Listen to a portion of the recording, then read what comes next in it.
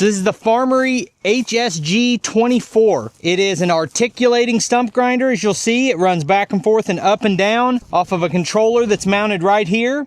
Now the design of the controller is that you put this arm right here and route it up there, and then you sit in the seat and run it. I mentioned in the last video, the company wants you to mount that in the tractor, and I decided not to. I mounted it there. We'll see how I like that. It could always be changed. This grinder has cutting teeth on both sides. Nice heavy built unit.